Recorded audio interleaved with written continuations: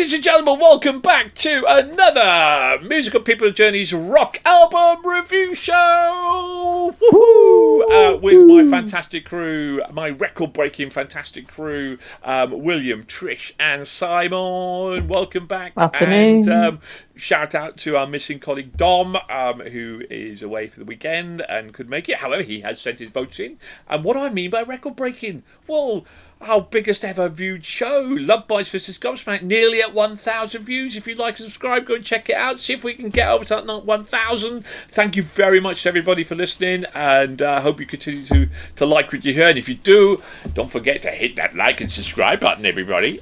In the meantime, we've got today's show. What have we got? Oh, is it power metal heaven or is it power metal hell? We have a battle royale. I wish I was on the bottle. We have Kamelot with the album Awakening and a band called Frozen Crown of Call to the North. Who are they, we wonder? Well, let's go and find out. We'll start with Kamelot, shall we? Who are Kamelot? Kamelot are an American power metal band from Tampa, Florida, formed by Thomas Youngblood in 1987. Norwegian vocalist Roy Khan joined for the album Siege Perilous and shared songwriting credit with Youngblood until his departure in 2011. On June 22nd, 2012, Youngblood announced on their website a new vocalist, which would be Swedish singer Tommy Karavik, who was first featured in Kamelot's album Silverthorn as the main vocalist, co-songwriter and lyricist. As of 23, Kamelot have released 12 studio albums, 3 live albums, 2 live DVDs and 20 music videos. On February 26, 2020, Kamelot announced that they will release their first book, Veritas, a Kamelot Legacy, via Rocket 88, which included band memorabilia as well as studio live and personal photos. In June 2020, in an interview with the Jones Dot Show, Youngblood revealed that he, Karavik, and Politai have been working on new material for the upcoming 13th Kamelot album. He said, "We have material for the new album right now that we're working on. Everything is fresh, but it still has a signature sound that we want to have and we feel is important." There we go. There we are. The trick of an artist, he says, is you've got to make sure you give the fans what they expect, but don't give them the same thing, because when you're not growing, it's just going to be boring. But we have been able to do that.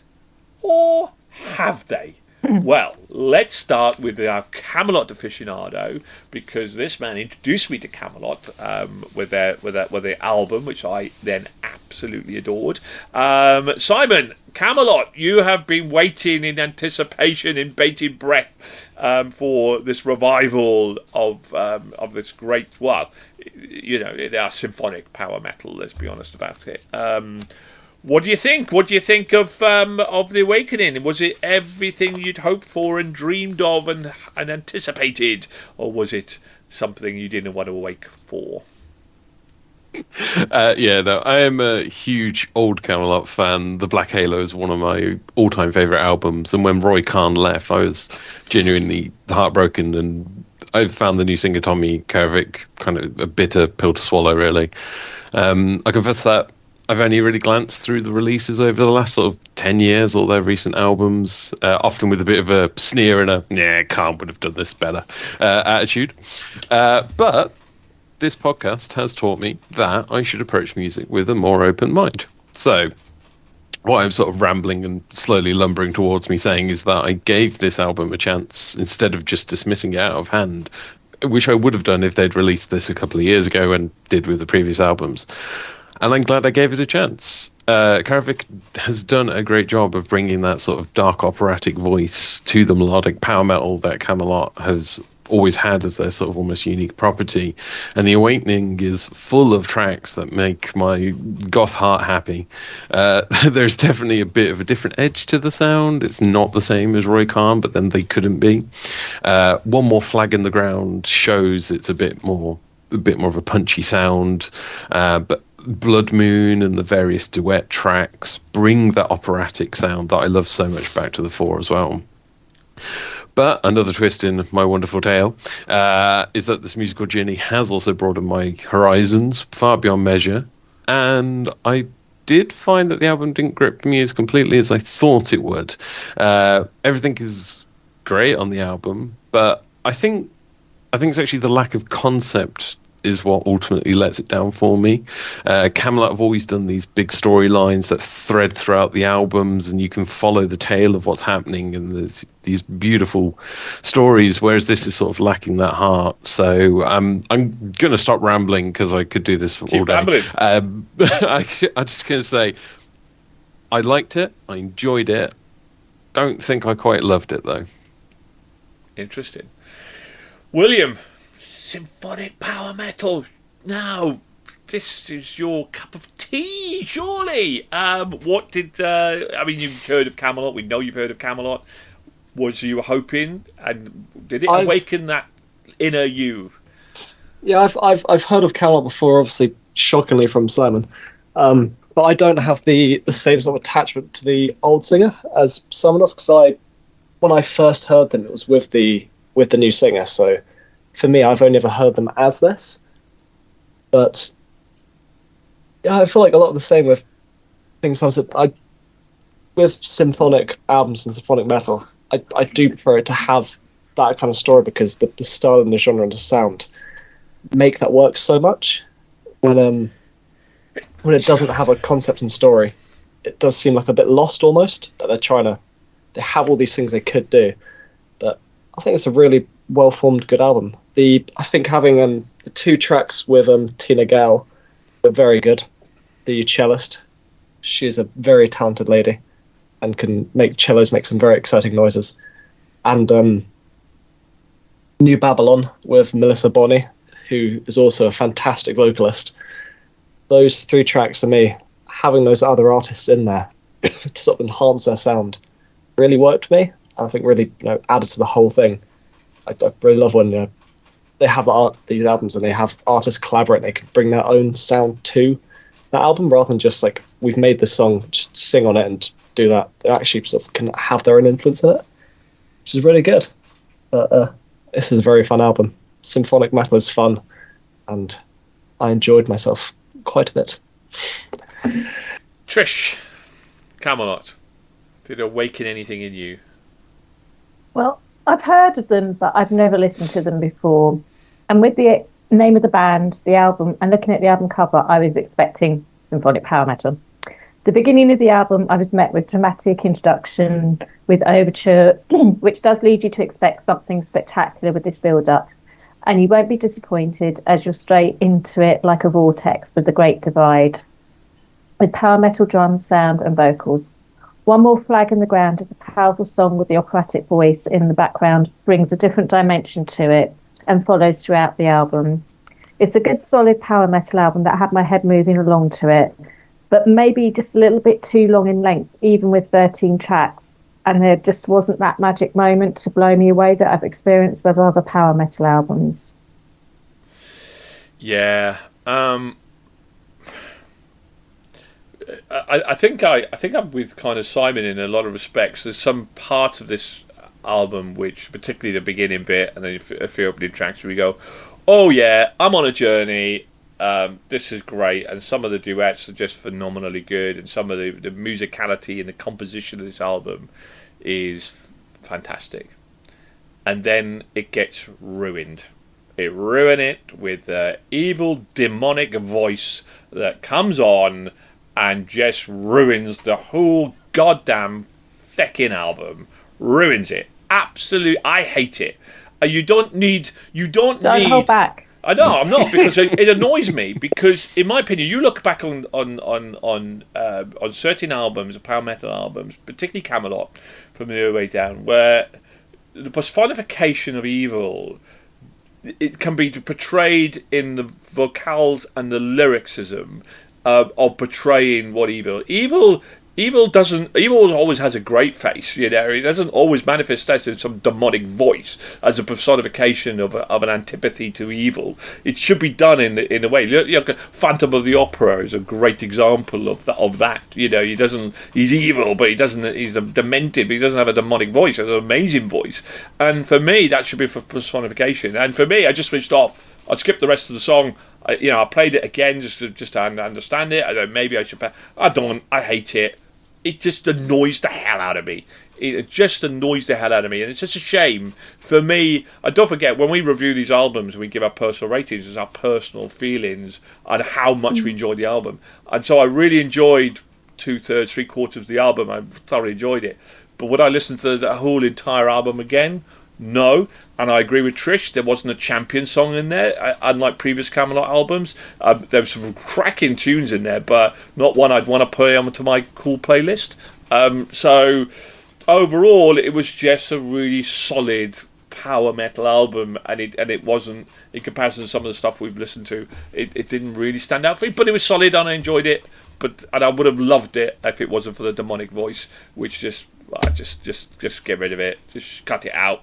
And it's interesting what he was saying about growing and moving on, and I kind of get that. They're trying something new, but it didn't work for me, unfortunately. But yeah, still solidly good album. But if you love that demonic voice, which I know you power metal people think is wonderful, I think it's just a total waste of my life and space, and I won't hold back. Right, there we go. Let's crack on. Who are they up against? They're up against Frozen Crown. Who are Frozen Crown? Well, let me tell you who Frozen Crown are. They Frozen Crown, in 2018, their debut album, The Fallen King, garnered considerable media exposure. 4 tracks of the album also released as singles, notably Kings, which are around 4 million views on YouTube. Wow. Their band's second album, Crown in Frost, was released in 2019. The following year three of their album tracks made it to videos with Never Ending, over 7 million views on YouTube. There we go. Right, in 2019, Frozen Crown played 10 European venues together with Israeli metal act Desert and fellow Italian act Elven King, while the following summer they appeared at Metal Fest Czech Republic and Sabaton Open Air. Ooh, there's a Sabaton Open Air. Bet you boys are going to be making that mecca. In 2020, they toured 13 European cities in support of British metal group Dragon Force. Some big names here. And the summer tour in 2020 included venues in Spain, and then obviously the pandemic hit. In 21, it was announced Alberto, Talia and Filippo departed from the band in 20 to focus on personal projects. And on February 18, the new band members, Fabiola Sheena Bellamore, Francesco Zoff and Nisco Tomasini, were announced. In April 21, the band released its third studio album, Winterbane, and having preceded its lead single, Far Beyond Already. And on March 23, Frozen Crown released its fourth album studio, Call of the North. And the following day, the band, he says, flipping over his notes here, began touring in support of the album fellow Italian metal act Nano War of Steel across 19 European venues. I mean, it's just like William should be just following and Simon should be just following them on tour, because they hit all of their sweet spots, aren't they? So Frozen Crown then. William, let's start with you. Is this a band that you heard of? And what did you think of the album? I've heard of them. I can definitely. Well, I'm pretty sure I have, because the name seemed too familiar before we did this, and I can't left me remember when I've heard them before, but I definitely have. It's a power metal album. It's got vocalists, and they play music. It's all right. It's nothing really stand out to me. It's just, there's nothing exceptional to it. There's nothing spectacular. For me, it doesn't seem to do anything that makes them stand out from the rest of the very bloated genre that is power metal with all the different bands. Fire in the Sky is quite cool when it starts with that like really fast guitar at the beginning, because that's something I like a lot. But that's not really anything exceptional in this, but it's a solid power metal, nothing special. Cool. All right. All right. No, fair enough. Trish, how about you? Did it call to you? Did you want to travel north and find out more? I'd never heard of them, but guessed that they were being up against Kamelot. They were going to be a power metal band. As soon as you press play, you are hit with power metal full on with relentless drumming on the title opening track, Call of the North, which then slows down halfway through to hear the female singer's lead vocals clearer, followed by a mandolin playing in an instrumental solo, followed by guitar riffs galore. What an opener. How will the rest of the album flow, and will it keep me engaged? And I actually realised I prefer power metal bands where the female is more the lead vocal. I don't know why, but this just appealed to my ears more, especially on the track Victorious and Until the End. good solid album. Well, let's go to our other power metal aficionado, Frozen Crown. Did you want to go north? Call to me. Yeah, Call of the North. Call of the North. Yeah, this is a solid power metal album. Every track felt epic. There were shifts in rhythm and tempo throughout each song, leading them to feeling like these sort of like self-contained stories. I was kept on my toes by the changing pace, as there are moments of calm and clear vocals that then blend into these really powerful riffs and shredding solos.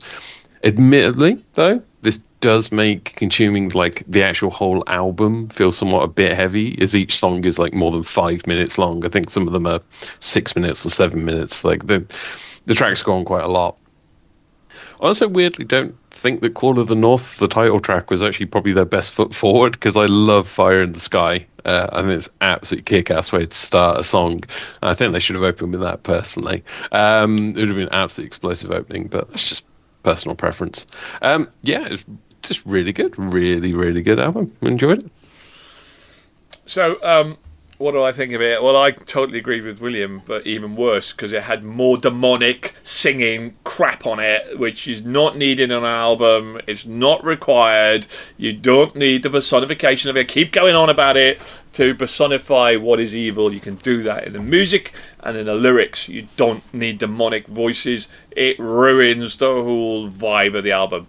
But I am somewhat of that opinion, which again is a shame. Because it is a solid power metal album with great guitars. Yeah, Fire in the Sky, great. And it's interesting, neither, you kind of mentioned Fire in the Sky, but none of us have really stood out and gone, oh, this particular hero track on either of the albums that we've reviewed, it was just stand out, and we've all gone, yeah, that was amazing. But you wrote Fire in the Sky in particular, and the guitarist, but none of them for both albums really reviewed or got onto my all-time kind of cool kind of metal lists. There was just nothing really stand out. It was just it did go on quite a bit. You're right. So the tracks were a bit too long, and for me, again, some of the demonic singing, I just switched off. There was more demonic singing on this than on Kamelot, and I hate that. I absolutely despise it. But it didn't overly ruin the album or enjoyment of the album. It just did make me want to listen to it again. It didn't make me want to love the album as much as this type of music tends to do from that perspective. Anyway, I suppose I didn't hate it. It just lessened the enjoyment of the album considerably. So, okay, so who's going to win this battle? Kamelot versus Call of the North. Then, well, of course, we have to start with Simon. Then, okay, Simon, let's go for Kamelot. Let's give you marks for Kamelot. 4. 4 for Kamelot, and for Call of the North, Frozen Crown. 4. 4. Right, you have £50 to spend. Whose CD are you going to buy? God, CDs are getting expensive. Let's probably Kamelot. Kamelot, just about edges that. William, Kamelot. 4.5. 4.5. Ooh, okay. Wasn't cool. expecting that after your review. It's cool. Okay. And Frozen Crown. 3. 3. Oh, 1 apiece then. Trish. Kamelot. 3. 3. Okay. And Frozen Crown. 3.5. Oh, we get an edge here. We get an edge. It's 2-1. Okay. Right. Well, Dom. Oh, let me just have a quick look. So we're 2-1. 2-1 to Frozen Crown at the minute. Oh, okay. No, to Kamelot. 2-1 to Kamelot. Right. Okay. There we go. Right. Well, Dom gave 2 to Kamelot. Shock. And he gave 3 to Frozen Crown. So we're 2 apiece. So I give one band 3.5 and I give one band 3. So there's going to be a winner here. And the 3.5 went to Kamelot on that score, and I give 3 to Frozen Crown. So Kamelot edges it. However, will any of these bands make the hollowed land, the call of the Hall of Fame? Will they reach the glorious 20 mark? Let's find out. Kamelot 3.5, 6.5, 11, 15, 17. still solid. Great score. Certainly in the top 50, 60 albums that we've ever reviewed. Frozen Crown, 6.5, 9.5, 13.5, 16.5. So, I mean, solid scores. Didn't quite meet the Hollow Ground, but certainly high up there. You can find our overall rankings on the text in our YouTube channel. Say we put them all down the bottom. But please, if you enjoyed the show, please like and subscribe. Congratulations for both bands. Really good, solid reviews. Good, solid power metal albums. Listen out, and genuinely, guys, if you like the show, please like and subscribe to the show. Please share it. It makes us feel great. And thank you very much to my crew, to William, to Trish, to Simon, to the missing Dom. Thank you very much for listening. Thank you very much for putting the effort in. It really is. I love you guys, and keep tuning in. And goodbye. Keep rocking out there, everybody.